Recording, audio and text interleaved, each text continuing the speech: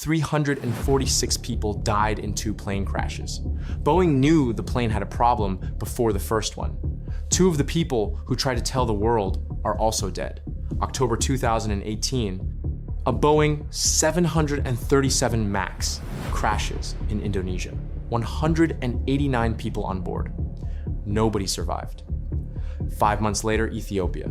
Another 737 MAX.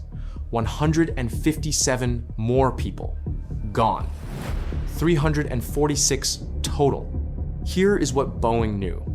Their own planes had a software system called MCAS.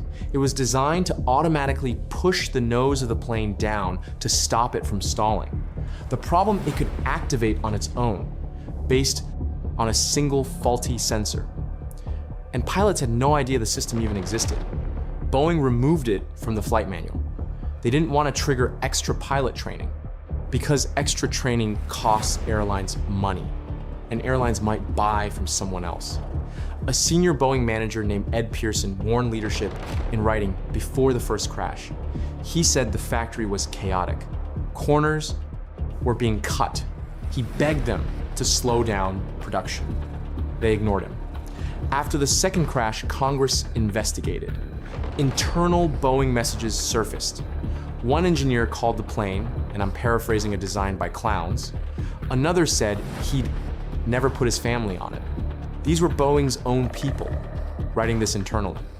While the plane was being sold to airlines around the world, Boeing paid $2.5 billion to settle fraud charges. No executive went to prison. The CEO at the time was fired and walked away with a $62 million exit package. Then the whistleblowers started dying. John Barnett, quality manager, spent years exposing defective parts. Found dead in March 2024, ruled a self-inflicted gunshot the morning he was due to give a deposition against Boeing. Joshua Dean, quality auditor, flagged dangerous defects. Fired for speaking up. Dead 6 weeks later at age 45 from a sudden illness. Previously described as completely healthy. Nobody has been charged with anything. In January 2024, a door panel blew off in Alaska Airlines 737 MAX at 16,000 feet. A child's seat was next to the hole. The child was wearing a seatbelt. Boeing still cannot find the paperwork for that door.